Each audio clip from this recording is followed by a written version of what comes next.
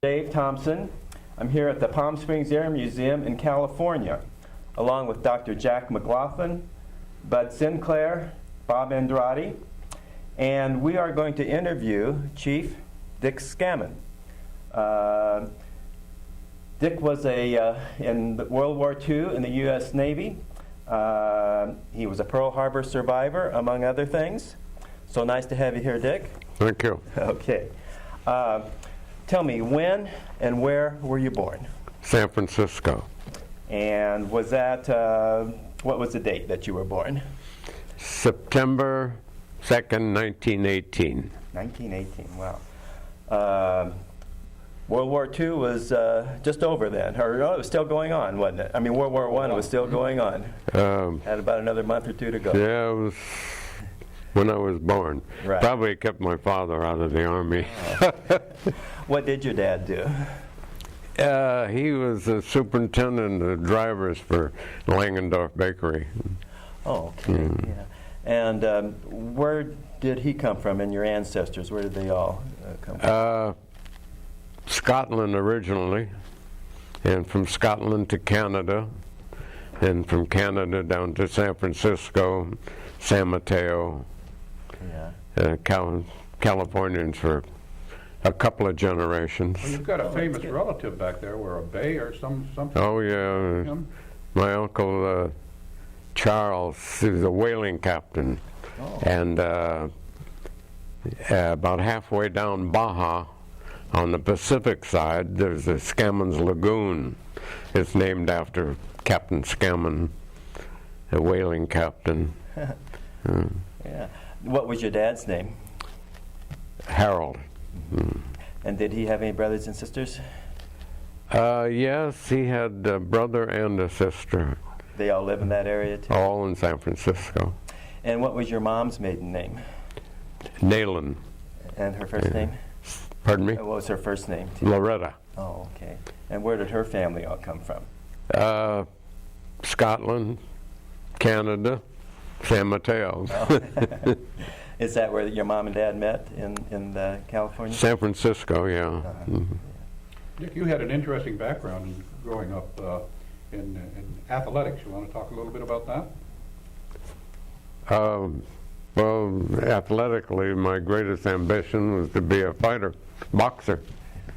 And from about age 14 on, I got a scholarship to Cal, the boxing team. But prior to that, boxing in Catholic Youth Organization, CYO, it was very popular then. Sure. And in fact, at one time I was on the boxing team in the Jewish Community Center in San Francisco, believe that or not. And they were trying to build up a team, and a friend got me involved. Who were some of your boxing heroes? Oh, at the time, I guess Willie Pep. Yeah. And Rocky Graziano, of course. Everybody admired him for his courage. Tony Zale. I was going to say they Fritzy Zivic. They had some real good matches, didn't they? Zale and Graziano. Yeah. And Zivic, where did he fight out of? Philadelphia. That boxing career carried on into your military experience. Maybe we can touch on that a little. Oh yeah, we had the captain of the St. Louis was a boxing fan, and in fact he boxed in the academy before he became a captain, and he encouraged the people under him to build up a boxing team. And we did. We had a very good boxing team, and served me very well. You have no place to spend any money, and everybody's got a pocket full of money, and gamble like crazy. So I always made it a point I'd never fight anyone I hadn't seen fight. In other words, I'm pretty sure I'm going to win, and I'm betting. betting like crazy. One fight I got $2,400 cash. The biggest Money back in this for 43, I guess it was. And the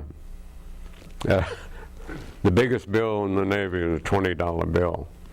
And I thought it was very egotistical to bet on yourself, so I wouldn't do that. But I had two very trusted buddies, and they bet.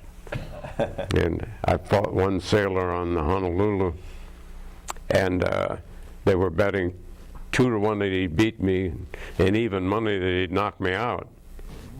So, and you've only got 3-minute rounds, and 4 3-minute rounds. I can run for 12 minutes. He's not going to knock me out.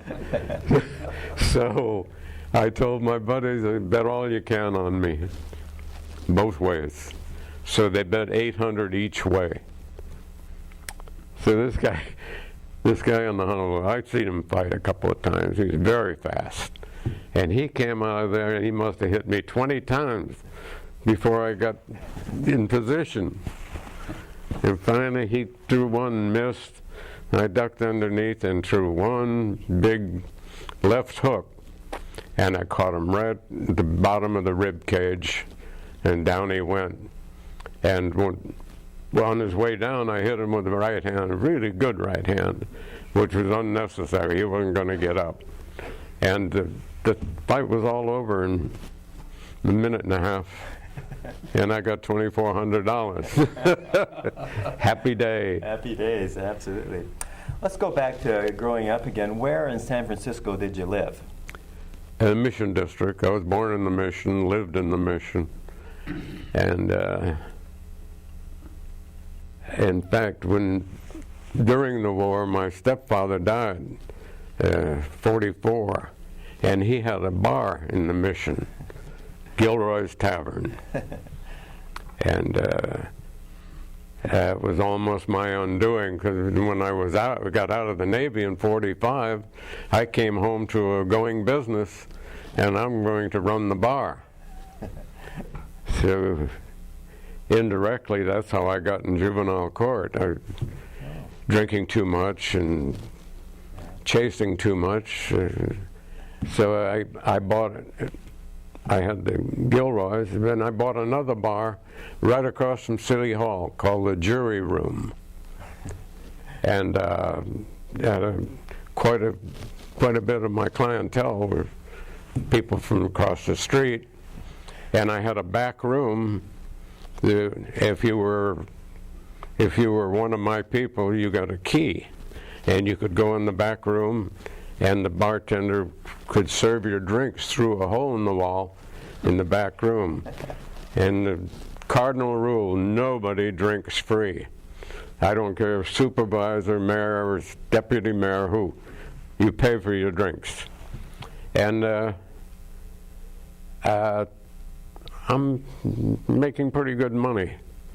But as I said, I'm chasing too much and drinking too much. And so I got a hold of one of the politicians one time, and he owed me. He was always indebted to me, 100, 500. Anyhow, I told him, I've got to get out of the bar business. Get me a job. He says, what do you want? I said, just think of something. So a couple of months later, he said, take a while. A couple of months later, he got me an appointment, assistant assessor, the city and county of San Francisco. So I'm all set. And I went across the street to City Hall, and my father was running the jury room. I had another guy managing Gilroy's. But I didn't like the idea of sitting behind a desk where somebody knew where I was all the time. I couldn't go to the racetrack, I couldn't sneak out, I couldn't do anything. So that went on for 6 months. So I told the guy, I said, get me something else. I said, I don't like this. So he said, well, let me check around. So he has a very good friend of the Superior Court Judge Ray O'Connor. And I knew Ray very well. We had a few drinks together.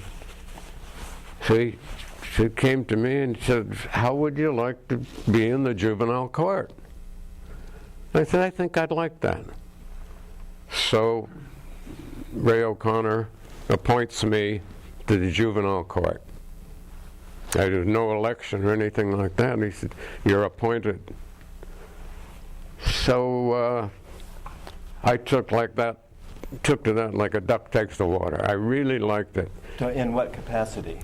I was always called the judge, but actually referee is the true title and the pay. So I stayed 25 years. And what was your educational background to qualify you for that? A year and a half of law school at Cal, but you didn't have to be a lawyer at that time. Now you have to be a lawyer. You didn't have to pass the bar. Oh, okay. So I was okay. And I had a good educational background in the bar business. That job also no enabled pun you to go intended. track a few times too, didn't it? Yeah. And that's how you got your nickname, Where is Scammon? Yeah. Yeah, nobody knew where I was. Yeah. Well, let's go back again in your earlier days when you were a kid growing up. That was kind of during the Depression, was it not? Oh, yeah. What was that like for you? Did your dad were able to keep his job and stuff, and did you have any brothers? We didn't know we were poor. Well, my mother and father divorced, and at that time the family was in San Francisco, and the grandparents were in San Mateo. And my mother was born in San Mateo.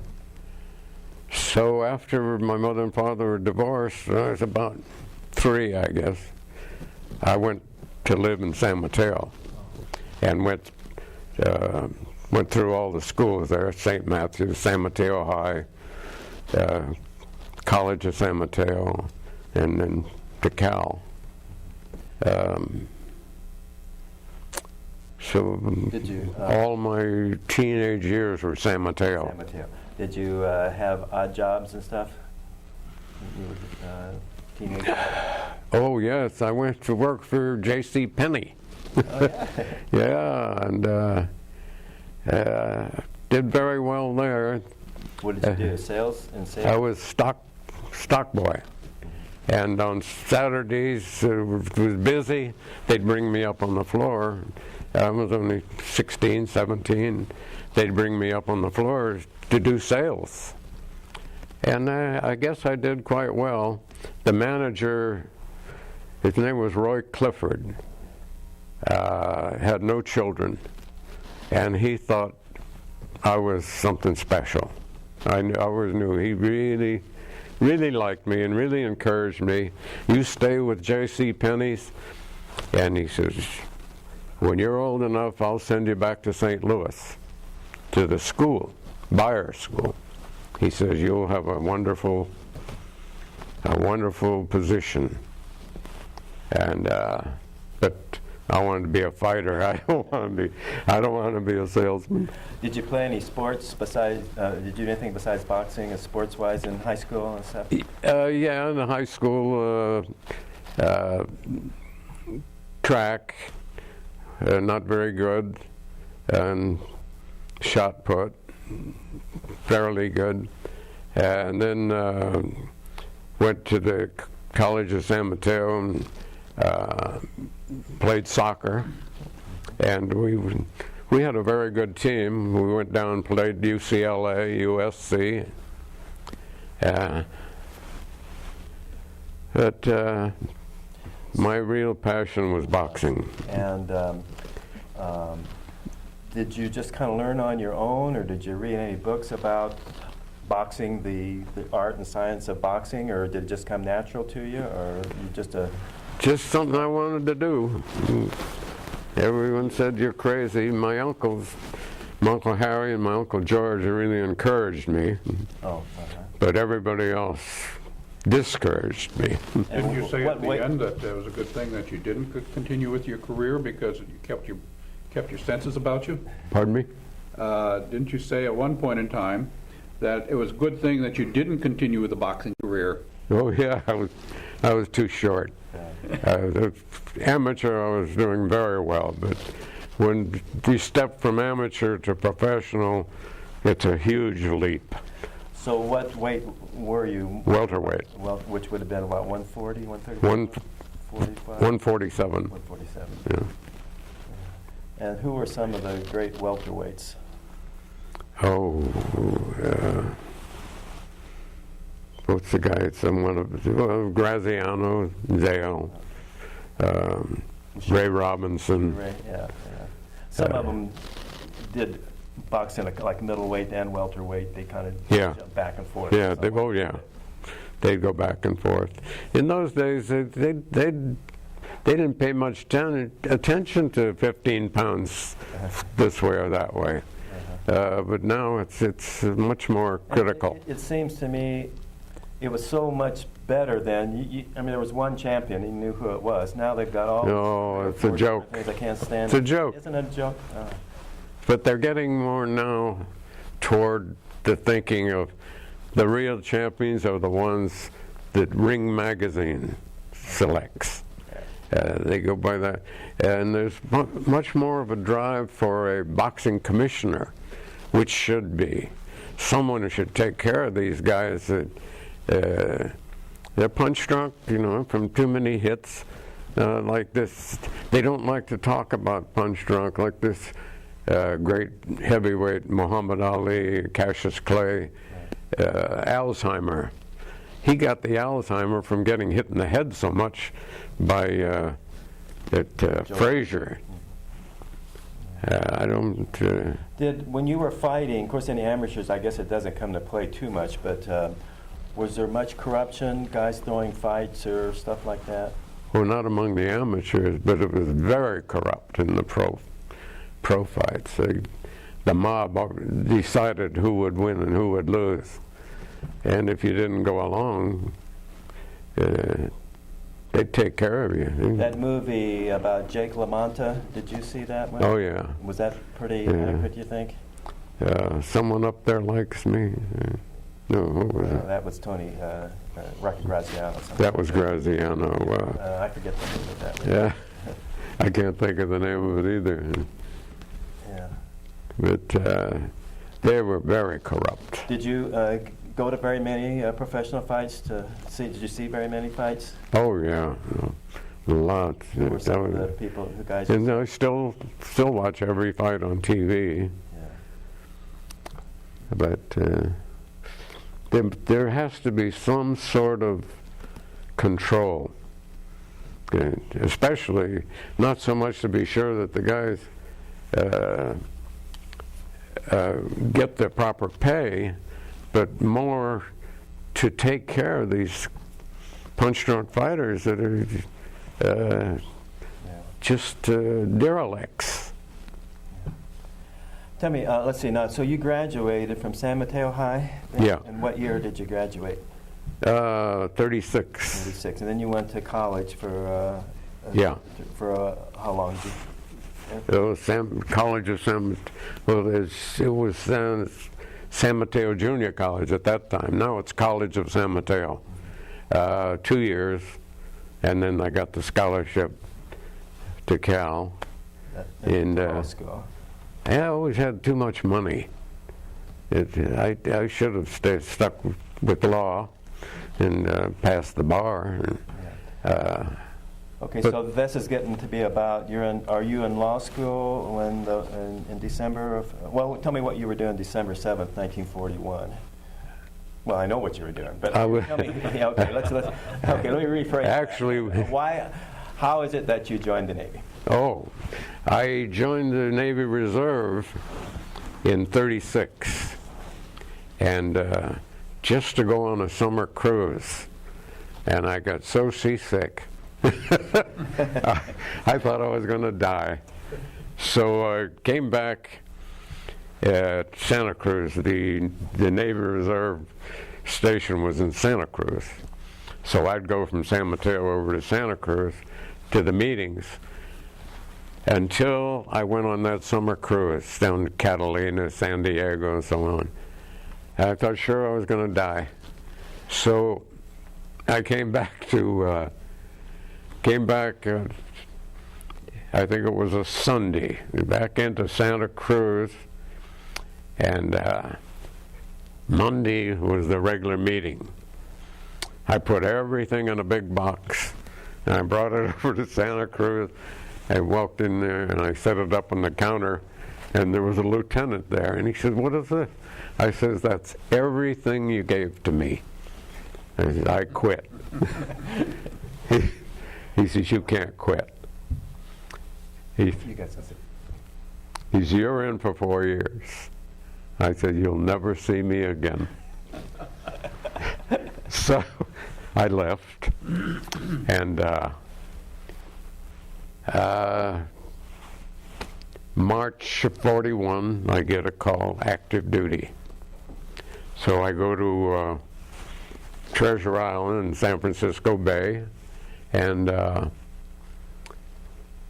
I think they gave me the exact same uniforms back. They gave me new uniforms and all my gear and equipment. And I went directly from Treasure Island to Mare Island. And St. Louis was in there, being provisioned. The first night, they put me on the ammunition detail. I thought, again, I'm going to die for sure. You had a chain gang, one sailor right after the other, 108-pound shells, and you get them up on your shoulder, up the gangplank. How could you carry 108 pounds, Dick? You're only 145 or 50 pounds. It was easy at the time. So I lived through that night, barely. And I said, "Oh my God, this Navy's going to kill me." The next night, we started loading provisions, and they had 2 sailors to the side of a cow, a side of beef, frozen. God, so you get the leg of the beef over your shoulder and up the gangway all night long, loading provisions. Soon as we're loaded, away we go, directly to Pearl Harbor. So everything's nice over there and beautiful weather. And So when did you get to Pearl then? What month? same month, March. March of 41. Okay. And we go in and out of Pearl Harbor, gunnery practice, and go sailing around, cruising. And it wasn't a bad life. And then on the boxing team, you get special privileges, you got special food, no duties. Well, Dick, didn't you have any training, military training, to prepare you for your naval career? No, Nothing? none. I didn't go through boot camp, nothing. Well, you talked about what you should be doing at the Santa Cruz, but they never did, no drills, nothing like that. So it's on-the-job training all the way. The on-the-job training turned out to be. Well, did you get over your seasickness when you went across? Did you get over your seasickness? No. Every time that big ship moved, I would get sick for about 2 days, and they would torment me. Yes. I used to tell someone, to say, "I'll kill you when I get well." In fact, one time, one guy in particular, I still remember his name, was Tucker. He seemed to take great delight in teasing me when I was seasick. And I said, one of these days. So sure enough, over in Honolulu, this was probably 4 or 5 months before the attack. I'm over in Honolulu, and here's this Tucker with a few of his friends, and I says, "Hey." And I put him in a position he couldn't back off. And he got his comeuppance, believe me. I really tore him up. He never bothered me again. I wanted to ask you a little bit about What, as far in your boxing, what was your best fight? I mean, what was your best punch, and what kind of training did you do? Did you skip rope and Oh, yeah. bag and all that stuff that you see people do? We worked out every day up on the bow under the big guns. And they had a heavy bag they hang, and a speed bag. Oh yeah, we worked out every day, and as I said, we got special treatment. How many guys were on that boxing team? I think 9, 8 or 9. And what was your best weapon? Were you right-handed? Right-handed, right-hand punch, but my best bet was a left hook. You had one very memorable fight, as I recall you telling me, Dick, that didn't you get whacked at pretty good on that one? Yeah, that was the one I got the $2,400. Okay, Yeah. okay, that was a great fight. It was a happy, happy day. So you're over there having a good time, relatively speaking, in Pearl, and then what happens? The day of the morning of the attack, I was actually out on 1010 dock. 1010 dock is a long repair dock, very long. And I've gone over to the 1010 dock to drop off cardboard boxes. And I was standing on the dock, and I looked up and saw this plane. There's only, I'd say he's no more than 200 feet off the water, and really coming in. And as most people thought, I see this torpedo plane with a big red circle, and I said, what in the hell are they doing having a drill on Sunday morning? Almost everybody thought the same thing. It's a practice drill.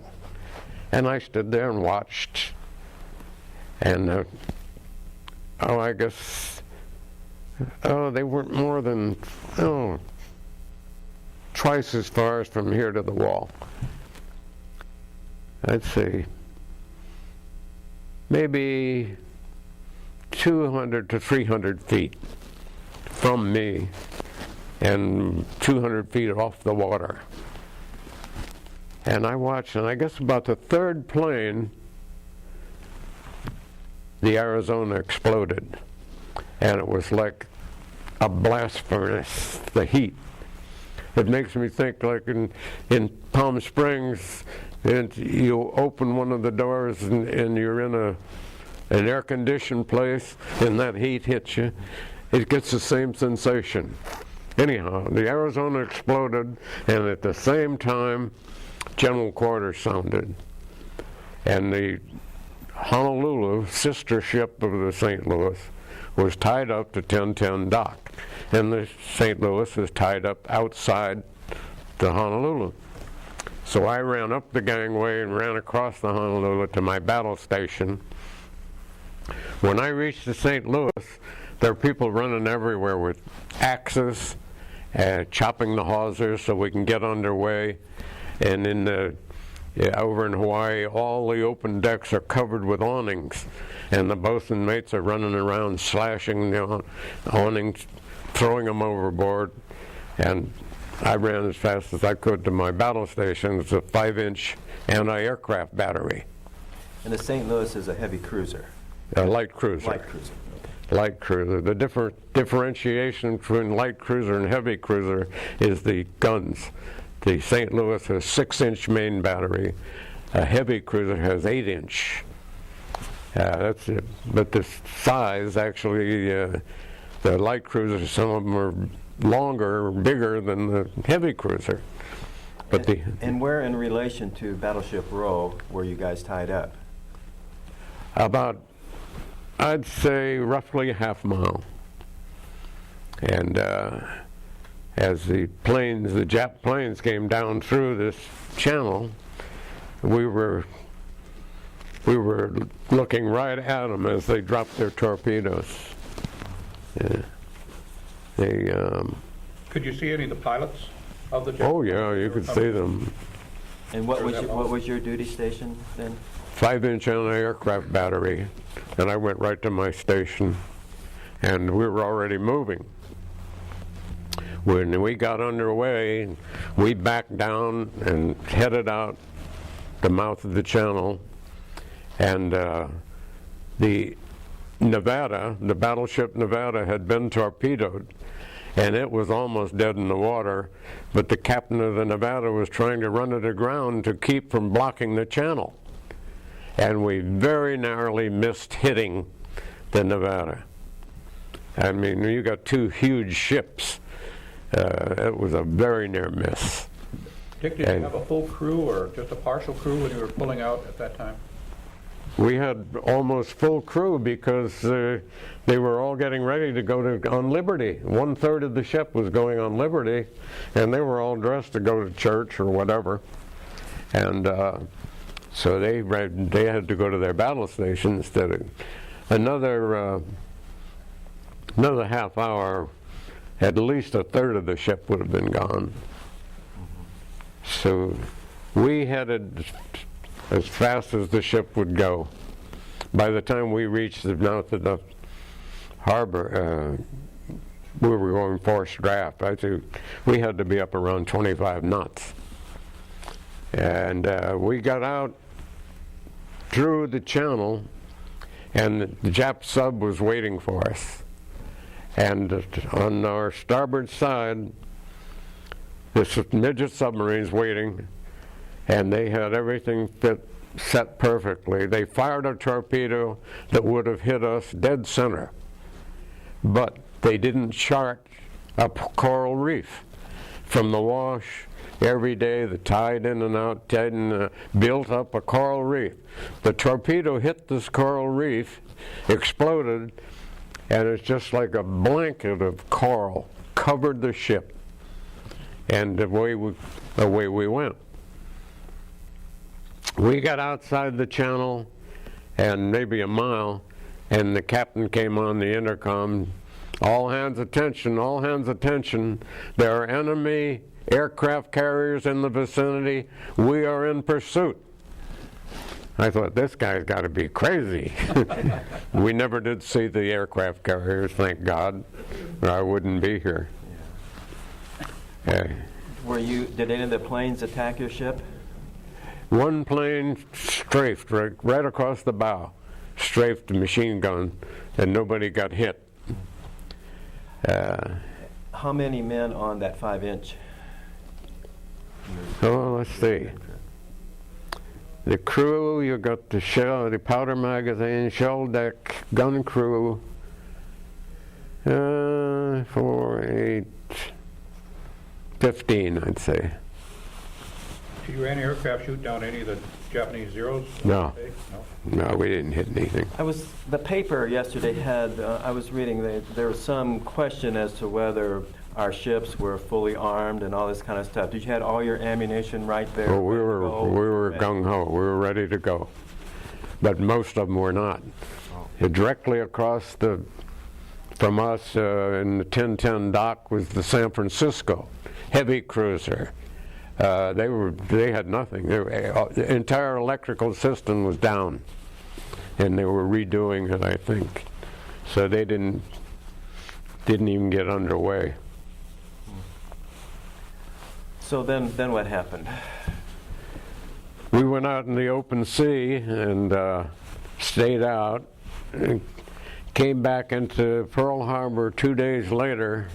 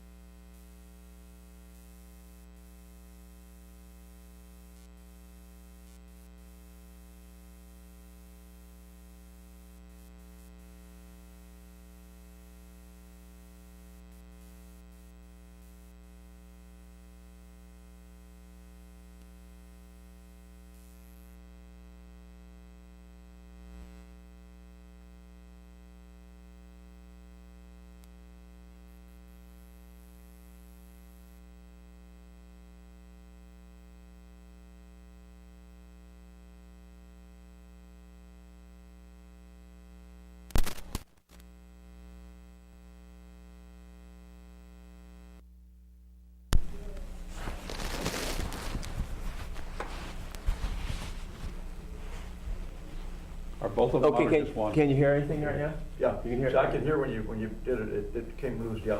Must It's be okay now. Okay. Where were we when we lost sound?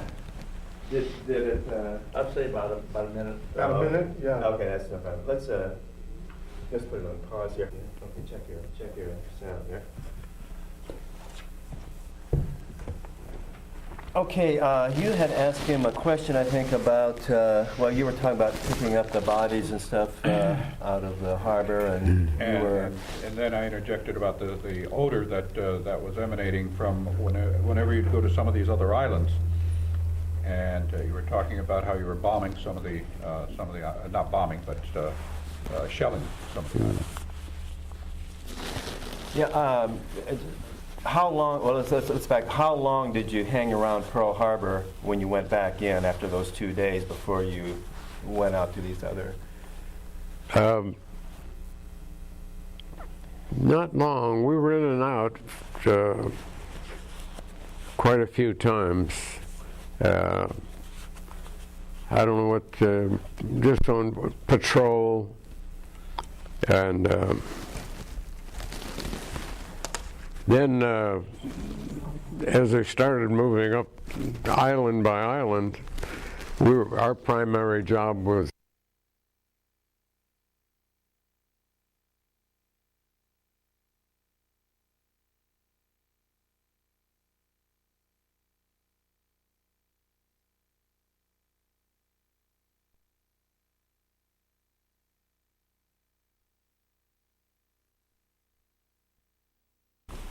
and we'd lay off for several days and bombard like Guadalcanal.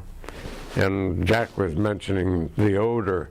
We're a mile away or more, and you'd have tremendous, with the wind is right, tremendous odor, burning bodies or disintegrating bodies. It's terrible smell. And just something you couldn't forget, you know. Now, when you left Pearl, were you by yourself, or were you in like a battle group? No, we had a battle group, yeah. The 3 square-stern cruisers, the Honolulu, the Helena, the St. Louis. And we stayed right in that order as we progressed up through the islands in bombarding. In July 4th of 43, we're cruising up Kula Gulf, part of the Hebrides, I think. And about midnight, 1 o'clock in the morning, the captain came on, all hands, attention. There's an unidentified object in the water. We're 10 seconds floodlights. And then the floodlights came on, and the unidentified object in the water was the bow of the Helena. All you saw was a big 5-0 and about 100 feet of the bow of the Helena sticking straight up. Down it went. We picked up about 400 survivors. The Honolulu picked up about 400, and I think they lost about 400. Was it torpedoed? Torpedoed, Jap torpedoed. So then they rushed the Leander, Australian cruiser. They rushed the Leander and 1 week later, July 11th, I think it was, the Honolulu, the Leander, and the St. Louis, right back up the same spot. It's going to go up the slot. Same spot. We got the bow blown off. We took a torpedo hit and knocked about 100 feet off of our bow. Was it at night or during the day? Nighttime. Japanese torpedo. So we couldn't go forward very well. We backed down all the way to Tulagi, which is right by Guadalcanal. And they did a jury rig job of the bow, and we went as well as we could back to Pearl Harbor, did some more repair work, and then from Pearl Harbor to Mare Island. Well, I thought, I'm going to be here if I don't get off of this Lucky Lou before I get killed.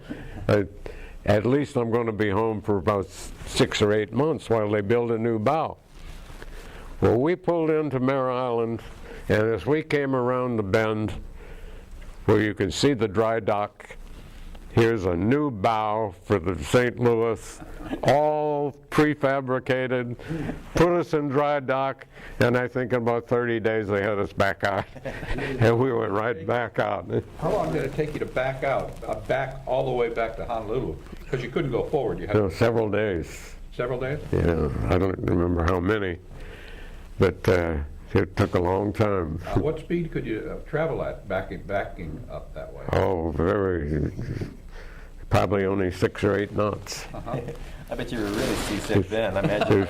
Yeah, but another submarine spotted us or trailed us. We were practically dead in the water. Okay, now you were saying you're going down the slot. Now that's right off Guadalcanal, and one of those nighttime engagements. It's going west from Guadalcanal, up island by island. Now, was that the same engagement that the Juneau and the San Francisco went down? No. That was a different No. time. Okay. No, that was more off of, I think, the Coral Sea. No, we didn't go to that one.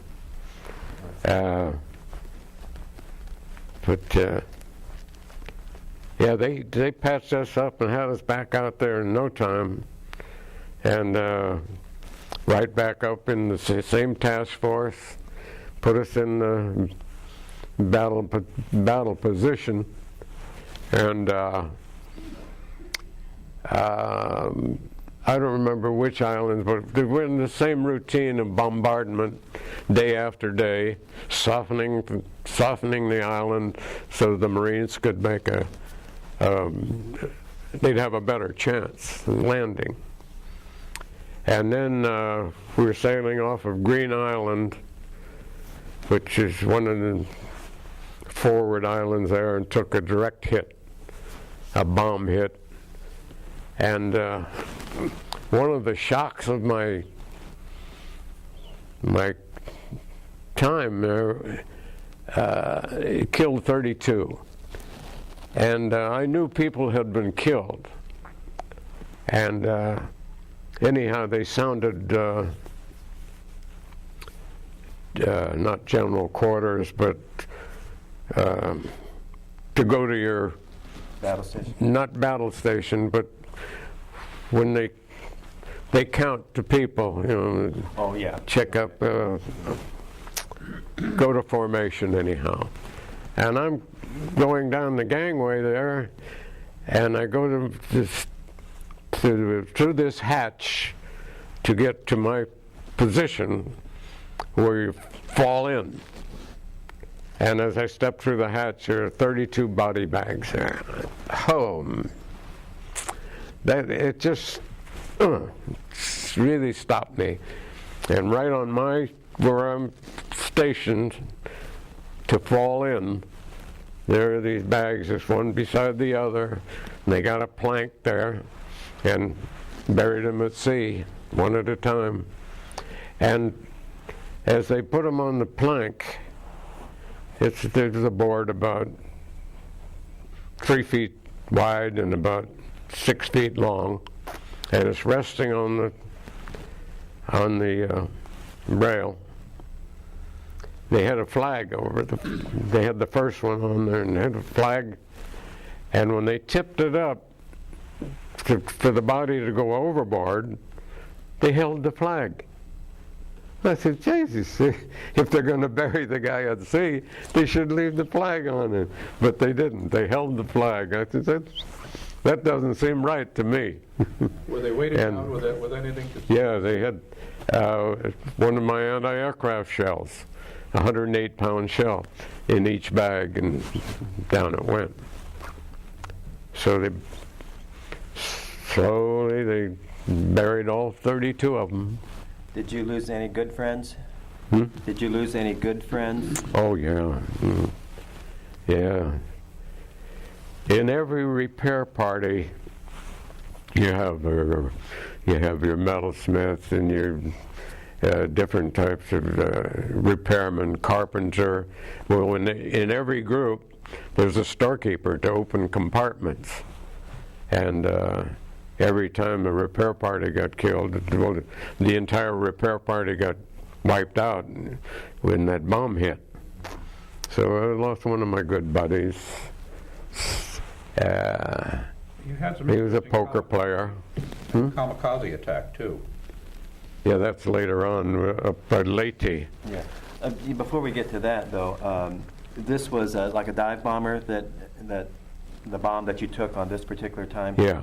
And where did it hit? Where on the ship did the bomb strike? It hit aft of amidships. I guess it was about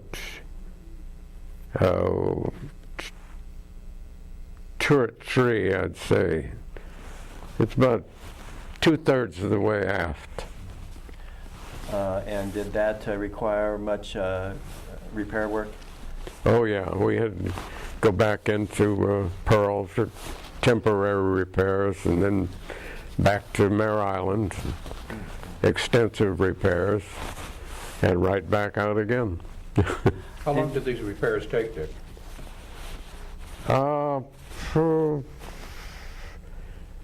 This one took a little longer than the one to replace the bow, because the new bow had been prefabricated and all ready to go. So I guess we were about a month and a half. And then right back out again, and right back into the task force. I wanted to ask you, these surface engagements that you would have, and especially the nighttime ones, what was your, now you were on an anti-aircraft gun, Yeah. right? Well, of course, at night you didn't bother too much because there weren't any planes around. No. So what did you do in a surface engagement at night? What was your duty then? You just stayed on your battle station. Stayed there, yeah. And how, at nighttime, how would they pick out targets to shoot at? I don't know. And the pointer trainer, they probably for the exhaust of the planes. Yeah, no, I meant the surface ships. Just Oh, the surface flashes ships. of their guns, or that you would see. And did you see other ships shooting at you and things like that? No, not so much of that. I didn't get too much involved with surface to surface. Right. Our involvement is more to air, Yeah. surface to air. Right. And The ship as a whole. I mean, did the ship have any surface engagements while you were on it? No. Or that you would. Okay. no. But the dive bomber that bombed you, did you actually see that plane come in and the oh plane yeah, down? but they were just like a ladder. The kamikazes, one, you could see them, just one right after the other. Well, you're knocking them down left and right. I mean, they're exploding in the air, and it's just like shooting fish in a barrel, because you've got your gun set to explode at a certain distance or height, and you just keep firing, bang, bang, bang, bang, and these planes are flying right into it. But there are so many, and finally one gets So through. 5-inch, or what was the size of your shell? 5-inch across. So which would be. They're about that long, but 5-inch diameter. And how close to a plane would it have to explode to bring the plane down or to damage? Well, these had automatic setting fuses, so you could set them for 1,000 feet, 5,000 feet, so that they would explode at that altitude. So you're shooting ahead and the planes are flying into it. You just keep shooting at a spot. when the plane, you know, he's going to fly right into the explosion. And how many shots a minute could you get off? I don't know, but it was fast. It was Bring fast. down, Dick, approximately. I have no idea. Nobody kept track? And so it would be one shell at a time in your breech? Yeah, You have to yeah. get It's that one like out, in a that one trough. out. Yeah. And in fact, they're covered with cosmoline. It's a very heavy grease. I was lying on the deck, sound asleep, and got a little rough. The sea got rough, and one of the guys decided to take the shells out of the chute and put them back on the rack and tie. And they had little tie lines. And he took one, the cosmoline, and dropped it and hit me right in the head. And bounced off of my head. And, Luckily, it didn't explode, though, right? oh no, thank God. But it bounced off and made a terrific racket. And everybody thought maybe it'd explode, but it didn't. Dick, And how many pounds could you carry on the ship of these 5-inch? oh, several thousand. And it cracked my head open. I said, I was told later, you should have put in for Purple Heart, you're bleeding. Because a lot of people worse off than I am, leave me alone. And when the torpedo hit, I flew, you're in a room, and I flew up against the bulkhead and hit my head again, cracked my head open.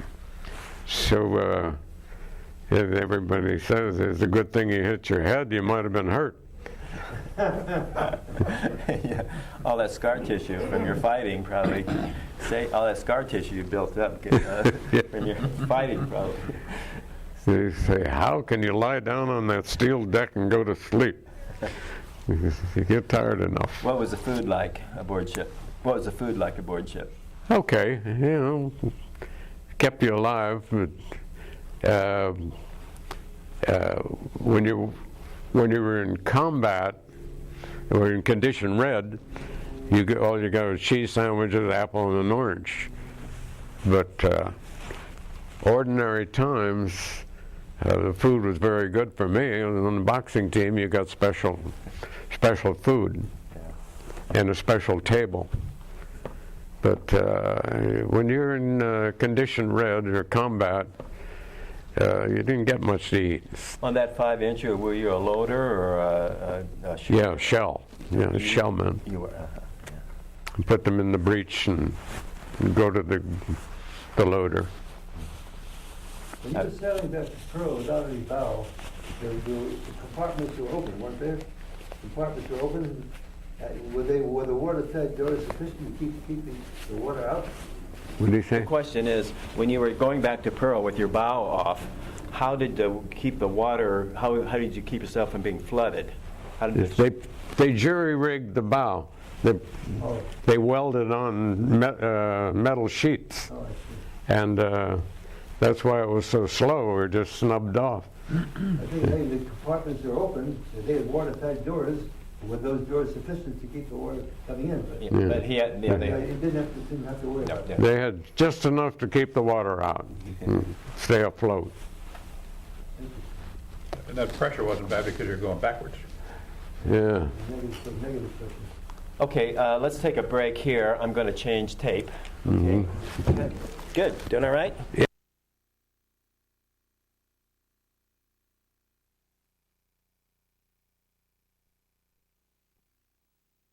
Okay, Dick, so you guys went back to Mare Island, got your bomb hole repaired, and then you went back out to sea again. Right back up island by island, and then it was going up to toward the Philippines, Leyte. And This would have been maybe 1944? yeah.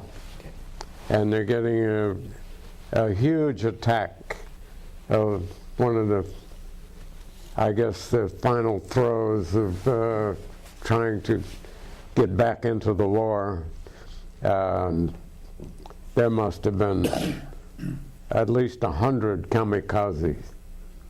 And they were saying these are the guys that they'd taught them how to take off and didn't teach them how to land because they weren't coming back. And there was no way you could fight them off. You could knock down plane after plane, just keep knocking them down, knocking them down. Finally, one got through and hit just behind the bridge. And it killed everybody there in the open guns, like the 20 millimeter and 40 millimeters. They're harnessed in. And they have a harness that, so they maneuver the anti-aircraft. Those are And- like what they call pom-pom guns. They go Right, boop, boop, boop, boop, right. boop. Those are quad 40s, weren't they? Yeah. And they were all killed. They had no chance. And that did quite a bit of damage. And it wasn't long after that the war was over. Well, how many were killed on your ship during that kamikaze attack? I think 41. I'm not sure about that, but there were quite a few. That time, the whole plane hit the ship, right? Yeah. And with a The bomb. bomb went off in the gas. And the gas So that's really worse, almost worse than a bomb coming Right. in, I suppose. Huh? Yeah, that gasoline just went all over everything. And then, Penetrate the deck? Did the bomb, go penetrate the deck like the other one did? The yeah, other one went but right- not as badly. And then back to Pearl, back to Mare Island, and it patched it up, and then the St. Louis was lend-lease to Brazilian Navy and became their flagship. They renamed it the Tamandaré. And And where is it today, or do you know? at the bottom of the ocean. It was going, the Brazilian Navy decommissioned it, and it was going back to St. Louis, Missouri to be a memorial, and it was in tow, got into a huge storm, rolled over and went down. And that was the end of the St. Louis. What year did that happen, Dick? Oh, let's see, must have been about 55 or 6. And I was transferred to a little base just inside Pearl Harbor. And the last 10 months, and Advanced Base Personnel Administration. And I finished up the war maybe a mile from where I started. So, Did you, were you continuing boxing? no. Well, I had one fight on this base. I fought the main event, and that was the last of it. What was Who your won? record? Who won? 51-0, Whoa. Really? all amateur. How many by knockout? I'd say either knockout or fights that were stopped. TKOs? I'd say 35 would be pretty close. Any close decisions? Yeah. One I got thrown out, one no contest that kicked us out. Why? A guy hit me low, and I thought it was deliberate, so I hit him harder. And the referee says, "That's enough for you two, out." But when you were discharged, Dick, you didn't pack up all your goodies in a box and give it back to them and say, "This is the last time you're going to see me again." No. No. They said, "You're going to be in the reserve, aren't you?" No. That's it. And I retired I left the Navy to a going business. So I've got it made. I don't have to go back to law school and finish up and pass the bar. Refresh us again on that going concern that you went back to. That your business that you went back. Yeah, it was a bar in the Mission District called Gilroy's. As I mentioned, my stepfather died, and what was your stepfather's name? Frank Gilroy, Frank Gilroy. and that was the name of the bar, Gilroy's Tavern. And how long? When did he marry your mom? How long had they been married? Let's see. I think they'd been married about 10 years. Mhm. Now, were you married at the time? No, Did you have any girlfriends or anybody? many girlfriends. And then I learned about alcohol. You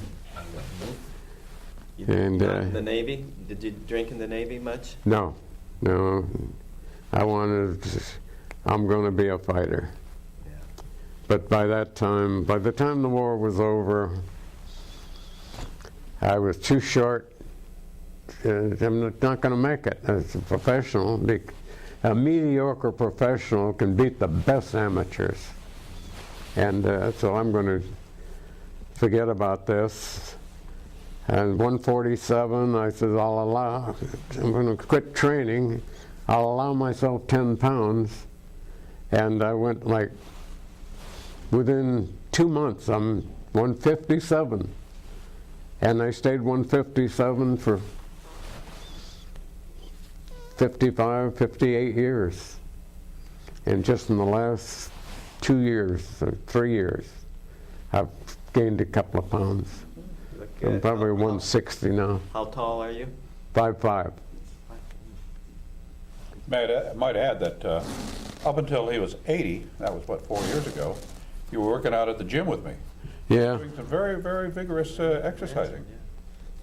Well, picking up those shells, those 5-inch shells. That was no fun. That was no fun.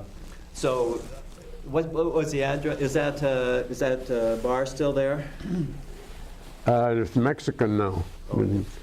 A Mexican name, Mexican bar. In fact, the entire area where I was raised is all Mexican now. Latino, Puerto Rican. What's the address? What's the address? What was the address of the bar? 3050 24th Street. And so it was doing well when you took Oh yeah, over? quite well. And Matter of fact, you how had many purchased- customers could you have in there? How many? Oh, at any given time, 20, 30. Well, you'd owned a couple of bars there, as well as some Yeah. property right in that same area. Yeah, I bought the property down the next corner, the Diamond. When I came out of the Navy, from running this, well, first of all, I wanted to get rated, and I was looking around. There's got to be a way to make a buck here. Figured I'd take the exam for Storekeeper, which I did, and I passed it, no problem. Very easy exam. So I'm third-class Storekeeper, and I maneuver myself into the main storeroom, and that's where I had the poker games and the crap games. So we're shooting dice every night, and I'm taking 2 bits a pass, which didn't seem like much money, and it wasn't. 2 bits a pass, 2 bits a hand in the poker games. And I came out of the Navy with $23,000 cash. In 1945, that was quite a bit of money.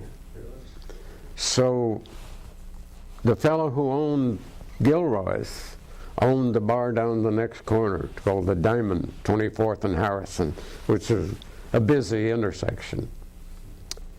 And the fellow who owned the property, it was a very strange guy.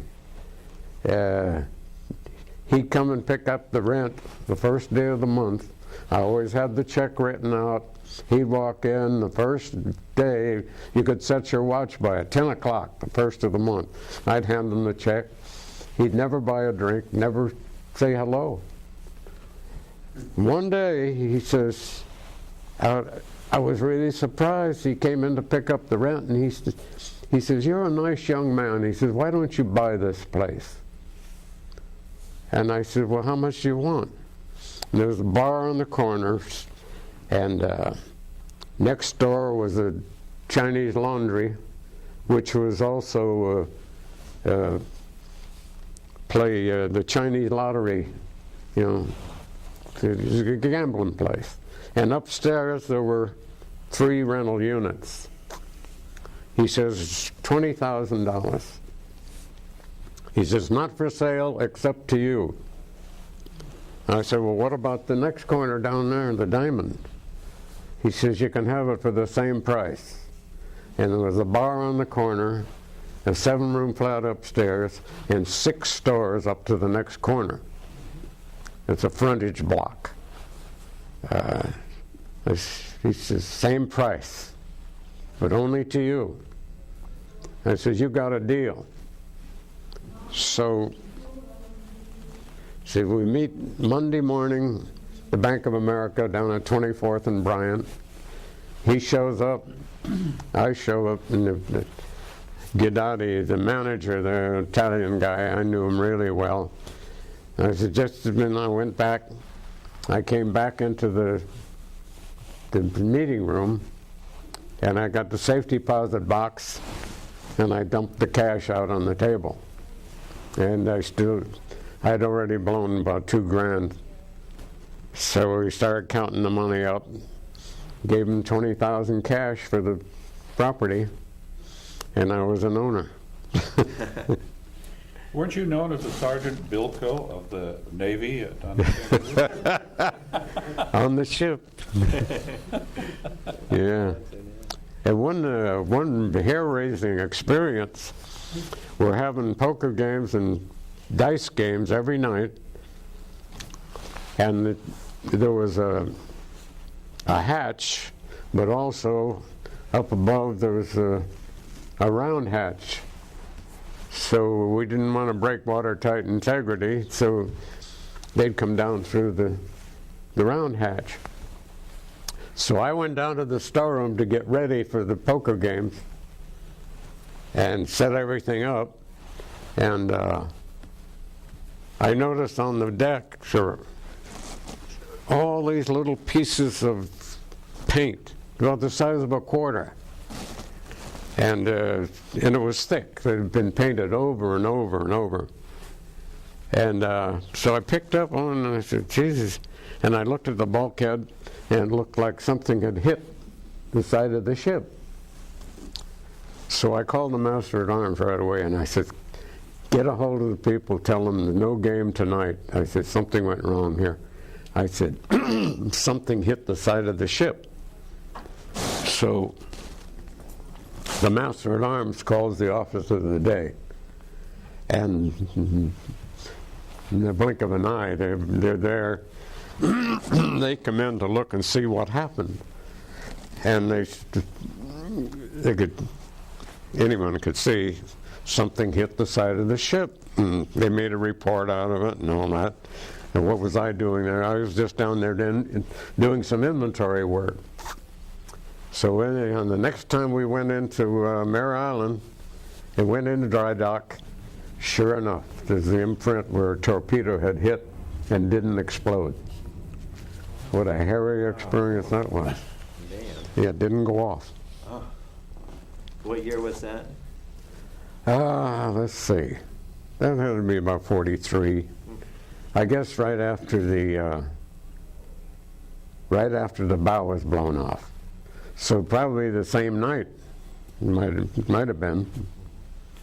Now back to now you're an owner of the bar and the other things there. So how long did you own that? Up until about 4 years ago, I sold it to the Latin American Community Center. Okay. Now, and so how did you get involved again in the youth court stuff? Appointment, political. Like I said, one of my customers at the jury room, he set me up. 'Cause you pretty much right across the street from City Hall, did you say? Right across the street. And so you were like a referee. So what, just tell us a little bit about that. What would a typical day for you? When you're not at the track. Mostly joyriding, car theft. It's grand theft auto, but with juveniles we'll call it joyriding. Truancy, beyond parental control. You had OJ how many times? That's an interesting.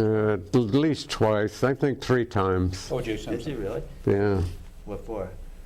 The first time, I remember they robbed a cake wagon, stole, destroyed the man's merchandise, gave a lot of it to their friends and had pie and cake themselves and really littered, threw it on the ground. And anyhow, that was the first time. I think the second time was joyriding.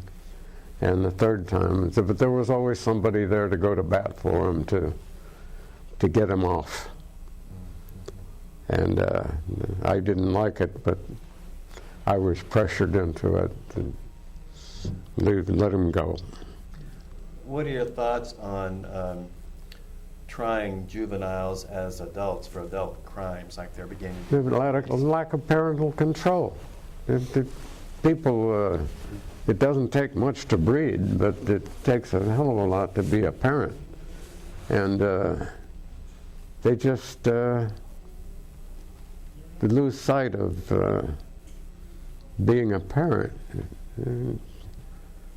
And so many, you call them a parent to appear. You will appear with your son. Well, the worst of all are lawyers and doctors. Doctors. You tell them you will appear in court with your son, et cetera, et cetera, et cetera. And they know, I'm busy, I've got a schedule. I'll make it easy for you. You name the time and the place and be here with your son. Have a hell of a time with him, son. One time I had to get a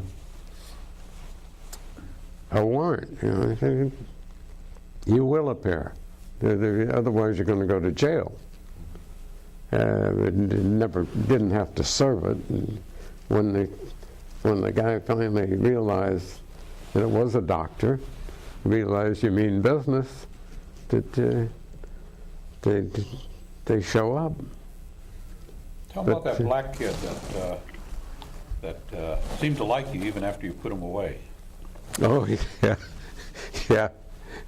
Every day I'd make a patrol, make sure everybody's on the job and the place is clean and et cetera. Everyone's doing their job. And this one black kid was a trustee. He had pretty much free run of the court. And he'd follow me around. And anyhow, one day, I'm starting to go up a stairway to go up on the second floor, and this kid following me around. And there's another black kid there. And the other black kid says, he says, there go your daddy. And the black kid turned around, he said, I'd be proud if he's my daddy. Yeah, I bet he would have been. What kind of sentences would these kids usually get? 6 months. And where would they be? Log Cabin Ranch. It's a ranch owned by the city and county of San Francisco, but it's in San Mateo County.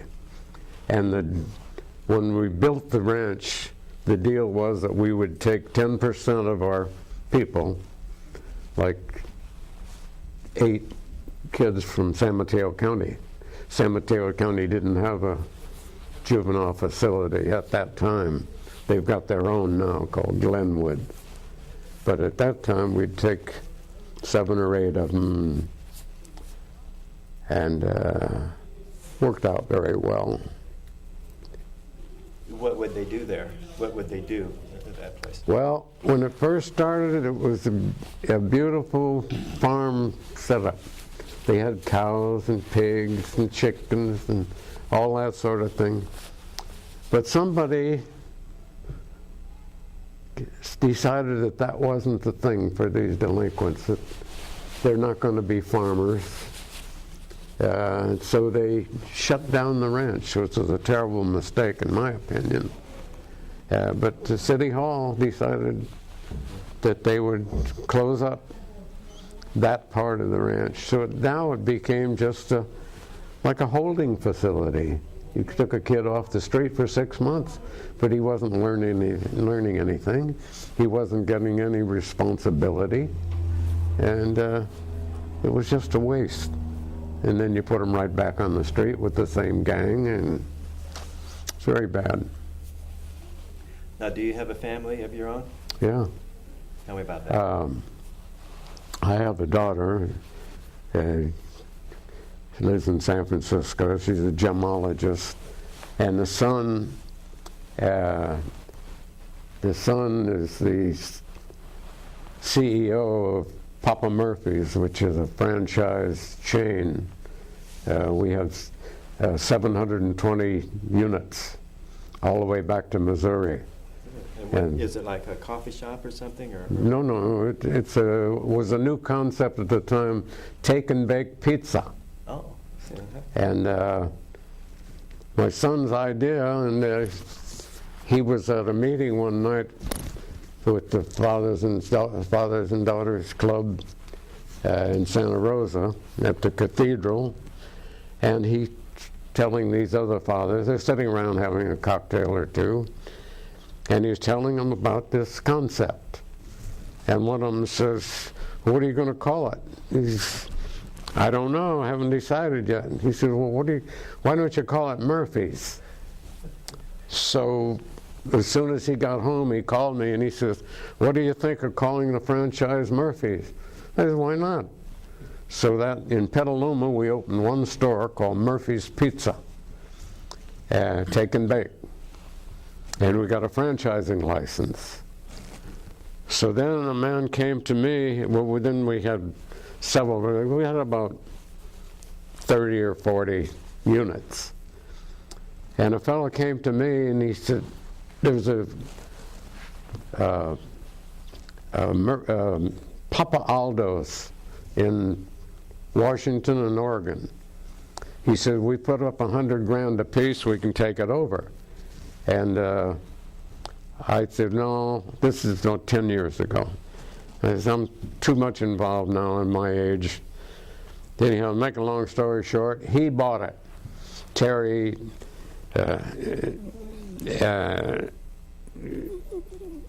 closed 26 of them. There are 116 locations. He closed 26 of them and gave them up. Like I say, "Dave, it's yours. You can do anything you want. You just can't call it Papa Aldo's." And then he's got 90 viable locations, and then we go in partners. So then my son and Terry they got along really well. And Terry is a really top drawer guy in McDonald's, and he was the originator of Pizza Hut. And then Pepsi-Cola took over Pizza Hut, but they didn't want Terry. They gave him $1 million golden parachute to get out. So he's got the money and the expertise. So then decided when the Papa Aldo's and Murphy's went together, we'll call it all Papa Murphy's. Now that's the name. And there's 720 locations. And what is your son's name? Bob. Bob. And your daughter, what's her name? Colette. Colette. You have any grandchildren? Yeah, 2 granddaughters. Bob has 2 daughters, Sally and Emily. Yeah. And where did you meet your wife? In Hawaii. Oh, yeah? Yeah. When did you meet her there? 41 years ago. Yeah. She was over there on vacation. I was on a vacation, goofing off. So we... Tell how you got married. That was really interesting. I took my girlfriend to Hawaii on a vacation, and my girlfriend was my wife's best friend. So my girlfriend had her own beauty salon, and she had to go back. I was going to stay a while. And she said, well, my best friend's coming over. Show her around. Which I did. That's like Wally Pipp and Lou Gehrig. And what's your wife's name? Trudy. Gertrude. Gertrude. What was her maiden name? Cook. And was she from the San Francisco area too? Michigan. She's from Michigan. But she was smart enough to move to California. And when did you start coming to the desert here? Oh, I bought a condo at Cathedral Canyon Country Club about 12 years ago. And we were living in Santa Rosa, and my wife said, we're going to move to the desert. We're going to buy a house. I said, no, if you want to move to the desert, we'll move into the condo. It's a beautiful condo. So we're going to buy a house. I said, no, we're not. Well, now that we have the house in Rancho Mirage, so we've been in Rancho Mirage now 7 years. Where in Rancho Mirage? Where do you live? Where do you live in Rancho Mirage? Where do you live in Rancho Mirage? San Marino. San Marino. Oh, Celeste, you mentioned that. Yeah, Right. Gerald Ford. Yes. Yeah, I know. Okay. I think we'll open up to questions. We have some new people that have come in, and just to kind of refresh, and for the new people, this is Dick Scammon, and he's a Pearl Harbor survivor. He was on the St. Louis, a light cruiser, the only ship that actually got out of Pearl Harbor that day. Almost crashed into the Nevada on the way out. Just as they got out of the harbor, a midget submarine ambushed them and fired a torpedo. Luckily, it hit some coral and blew up before, or they would have been history. And then continued on for the duration of the war. Got bombed once, and one time he got the bow blown off of the St. Louis, had to go back and have that repaired, and then one time hit by a dive bomber, and then another time by kamikaze. So he had quite a story. So let's open it up for some questions. Bob, maybe you can handle the camera and kind of folks that may be around on whoever might have a question to ask. Anyone have any questions? I've got a question. Yeah. In what year was the St. Louis first commissioned? How old a vessel was it? Okay. At the time of Pearl The Harbor? question was, when was the St. Louis first commissioned? When was it?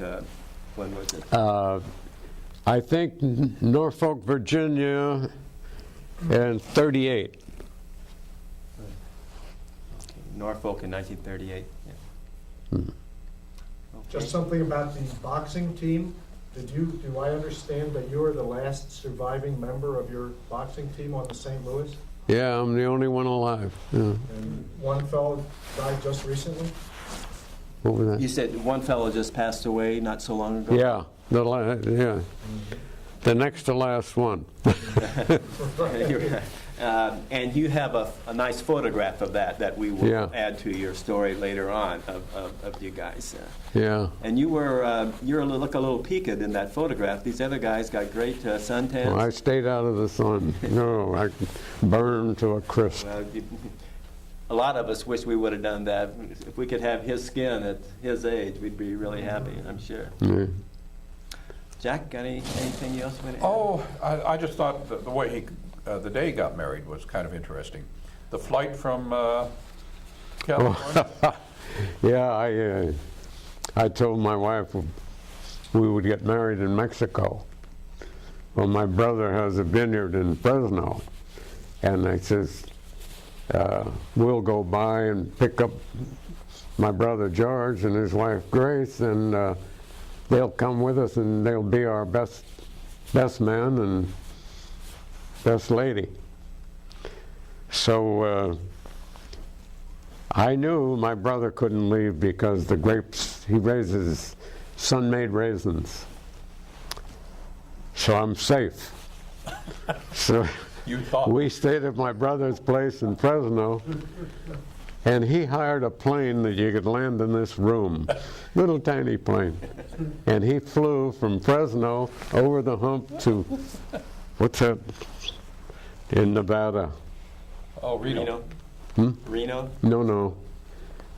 Las Vegas? South of Reno. No, it's a Navy ammunition depot. Oh, Virginia City? Huh? Virginia City? No. Hawthorne. Hawthorne, Nevada. So we land in Hawthorne, Nevada. I'm trapped. Now I got to get married. So, Wedding, was it a shotgun wedding? Was it Shotgun shotgun? wedding? Shotgun wedding. yeah. No, not that way. No.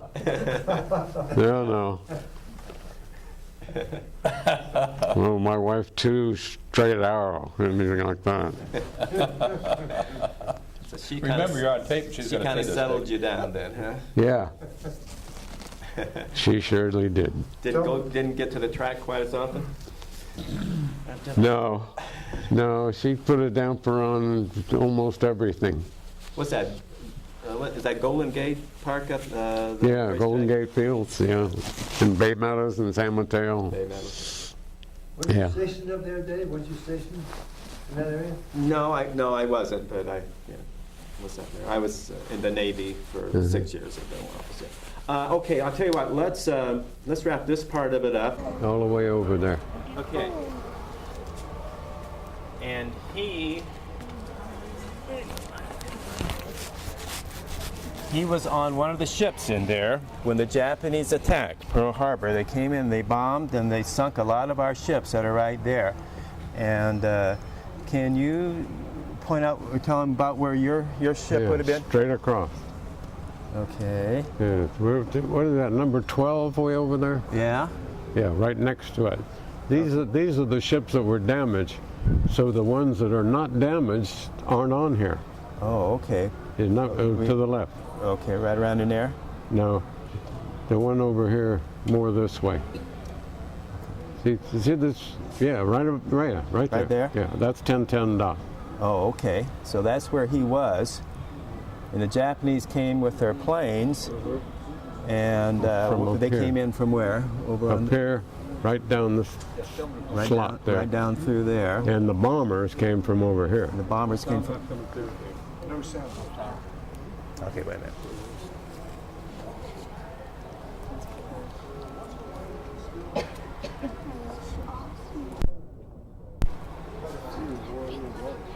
See, this is the Naval Airfield. Oh, okay, I know why. It's called Ford Island, right in the middle of Pearl Harbor. And the one where I was is a repair dock, where if your ship gets damaged or needs any work done on it, they bring it in there. Yeah. Okay, so and the bombers were coming down through here, Yeah, so you can see the red light, and your ship was here. straight across. There. Yeah, right there.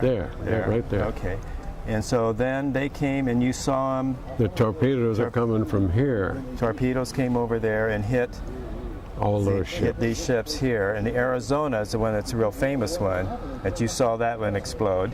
Yeah, And you said that you could, way back over there, you could feel the blast, the Yeah. heat from the explosion. and how? And so then you got your ship underway and you're shooting at the Japanese planes. And which way are you? You're heading out here to go out to the... Out through there, yeah. See, he was going out here with his ship. And they were the only ship of all these ships here that got away. All the rest of them had to stay in there, and a lot of them got sunk. And he had to go out here, and the ocean is out in here. So they got through there, almost hit. Where was the Nevada when you almost hit it? Nevada's right here, and they were trying to get ran out. it aground. They were trying to get out too. You almost hit No, they them. were trying to run aground so that he wouldn't block the channel. They were already torpedoed. Yeah. And then when you got out in there, then a Japanese little submarine tried to torpedo you, right? Was that right about it in the right mouth? at the mouth, yeah. Right there. And it hit like a what they call a coral reef, which is like a sandbar kind of, and the torpedo exploded just before it hit his ship, or he wouldn't be here. It would have killed, probably would have sunk the ship and everything. So, okay, thank you, gentlemen, young men. You'll come back around this way. Okay, Dick, you want to take this, and you just push this little thing, and then you can point out various things on there for us. I'll just push this little. Oh, I see. Okay. There you go. So, can you? Yeah, go ahead. Yeah. Can you tell where you would have been, where you were in relationship to there on that picture? Let's see. Probably better with his finger, you know that. Okay. Yeah. Okay. Why don't you point with your finger, and then I can use this too. Yeah. I think this is 1010 dock right here. Okay. And Battleship Row here. Right. And the torpedo planes came right down through here. And that's what hit the Arizona. Yeah.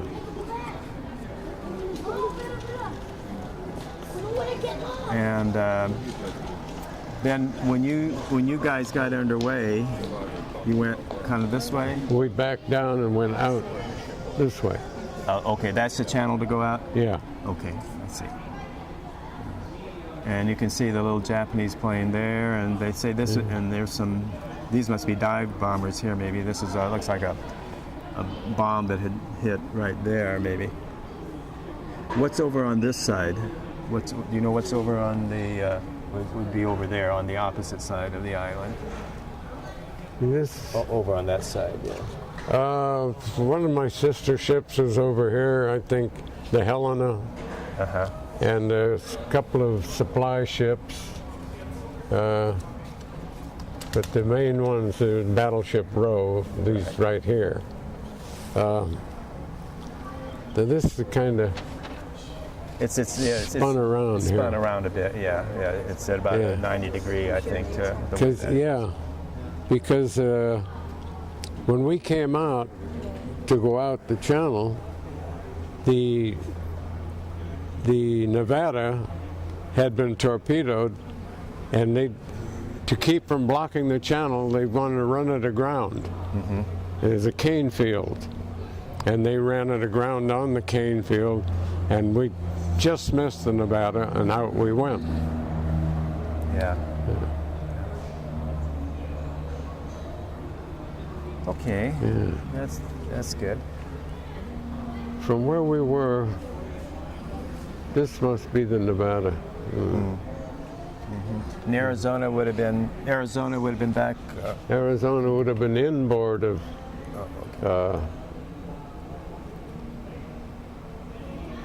probably this ship, maybe, because there was another battleship outside the Arizona.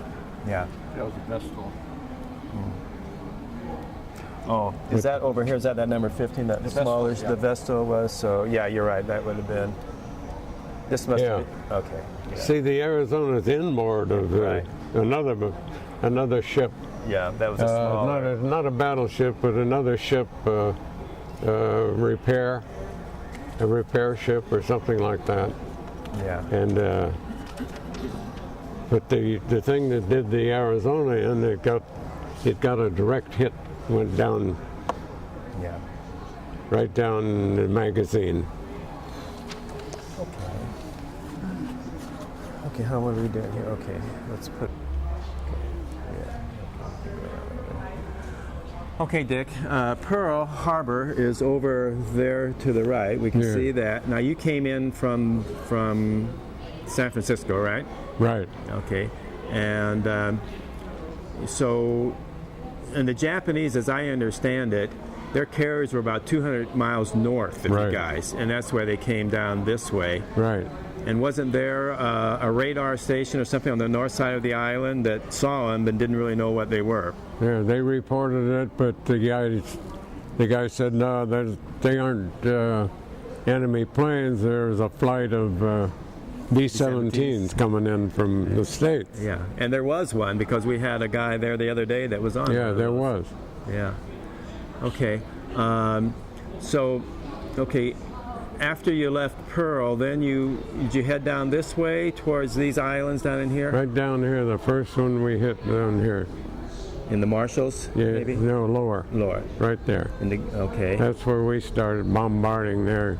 Okay. And after that was taken, that island was taken, then we went Guadalcanal. Down the Guadalcanal, which is Yeah. down in this area. Okay, I tell you what, let's move our camera up a little bit closer there and we can talk about that.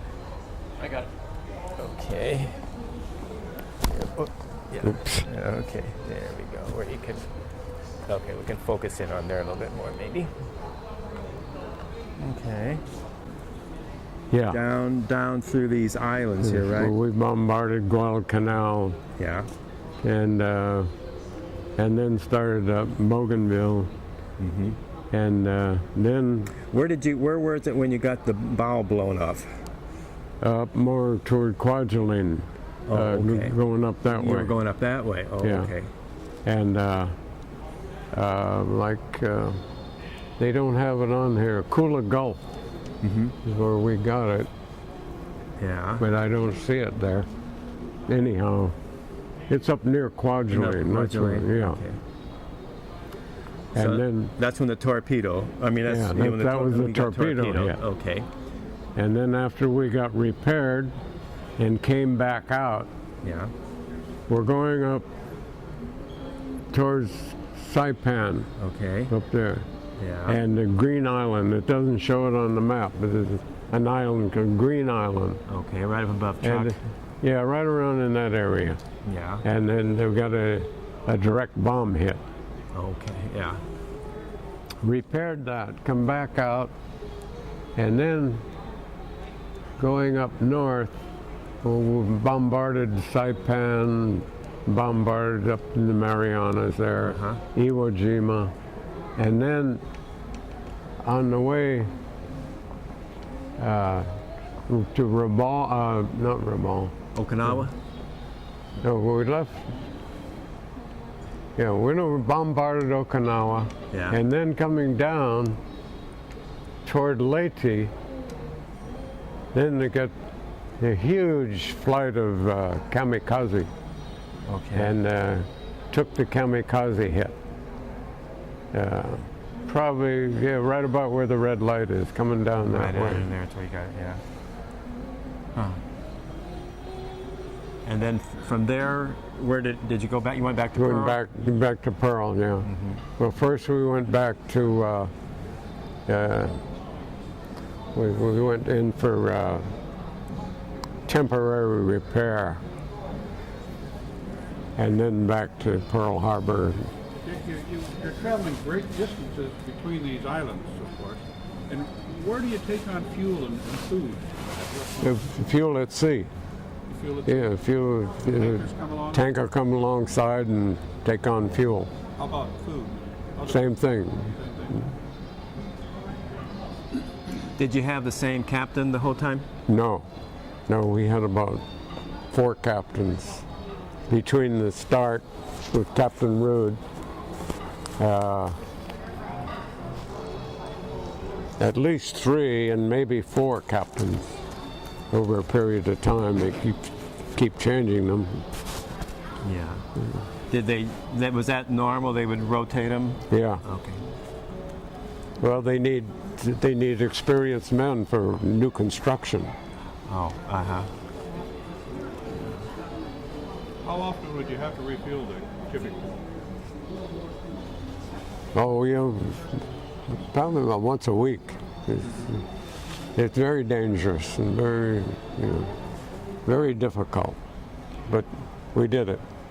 Did you get into any hurricanes or No, we got we got into pretty bad weather. Where are we? Up above Wake Island, we dropped off like 300 raiders type. What do they call them? A Raider battalion? Oh, the Marine Raiders? The Marine Raiders. Right. We dropped them off there. Wake, yeah. Just before the attack, the Japanese attack there, we heard later that every one of them got killed. Oh. They had no place to hide. At Wake, yeah. Huh. Hey, look at that little thing up that way a ton. But it's Irish. It's Irish. Okay, let's pause it here. These are 8-inch guns. Light cruiser are 6-inch guns.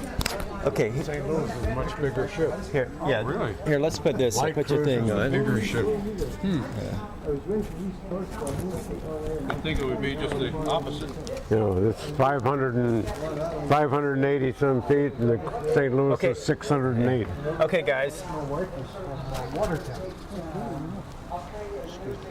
Okay. Yeah, that's fine. Okay, you were saying now this is a heavy cruiser here, and you were a light cruiser. Right. But size-wise, was about you were actually a little bit, perhaps even bigger. The light cruiser is bigger, Yeah, but the armament is smaller. right. And the armament on the heavy cruiser, the 8-inch big guns, and the light cruiser 6-inch big guns. okay, and that would be like here. Yeah. What was the range of your 6-inchers? Good question. I don't know. You don't know. Okay, yeah. I would say 5 miles. Uh-huh. And these might be like 10 miles or something like that, maybe, the big ones. No, I think they'd be more the same, but a bigger shell. Now, did you have observation planes like these aboard? Yeah, 2. 2 of them. Did they look like this, or were they like that OSD over there? They're just They're like this. Just like that? Yeah. Yeah, ours were on the stern. Okay. Back here we had a hangar hatch. 2 planes, and they took off from a catapult. Right, yeah. And when they came back, we had a crane pick them up out of the water. Yeah, that's like right over there, I believe. Yeah. Or like, Yeah. let me see, I'll move around here. Yeah, we'll move up this way a little bit. We'll just kind of walk on up. Let me see if we can get entangled. Yeah, let's just get it through there. Got it. Okay. Where's the crane?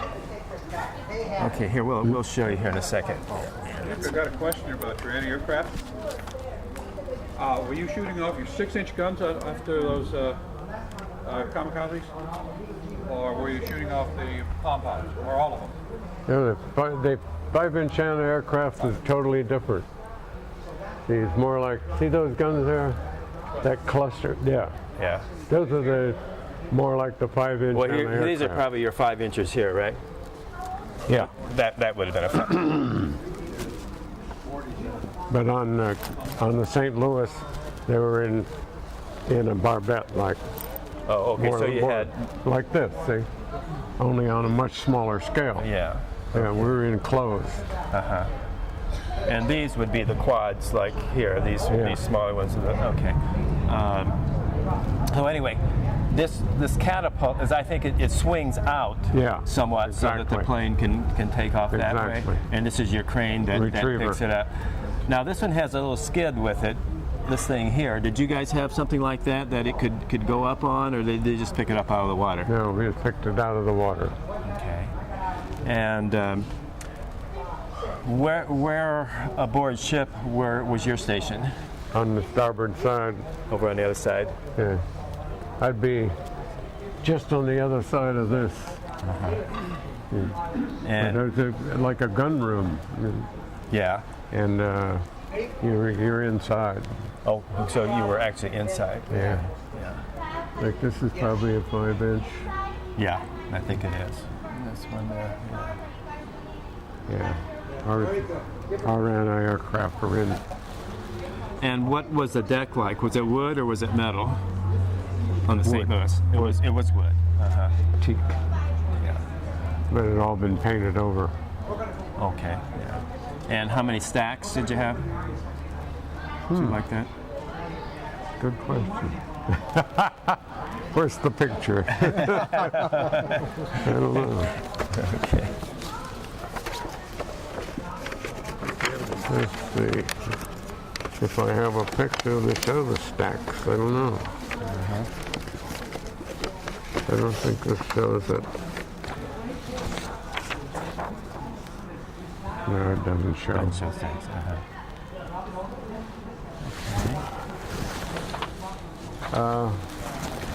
And how many knots could you?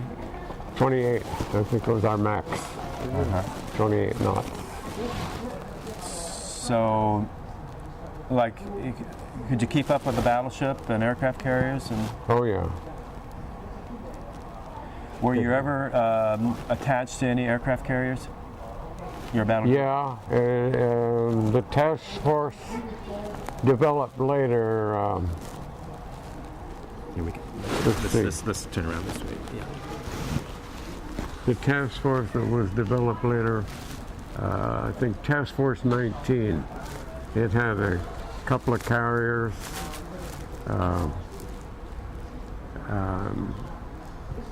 three cruisers, the Honolulu, the Leander, St. Louis, and then about a dozen tin cans, destroyers, all into a task force, what you call it, attack task force. And the destroyers were theoretically there to take any hits to protect us. Sometimes it didn't work.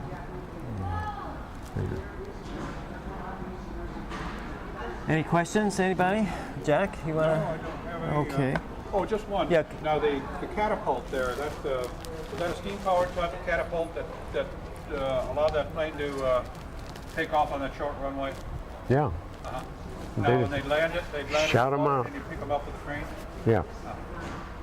I understand that was the biplane stayed with that fleet all You see, you think when they fired those planes off, you swear they're going to go in the water. They'd go down and look like maybe 10 feet off the water, and then they take off. Do you have him on the? How much of the Do you bow have is him blown on the off? camera? You can see When all of was it. the bow blown off? Oh, about right in front of number one turret, 100 feet. Big chunk.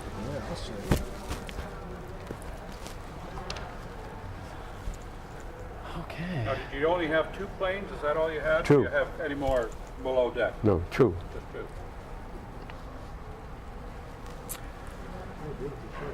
Dick, thank you so much for coming over. My pleasure. Jack, thanks my for pleasure. bringing him. Okay. Guys, thanks a lot.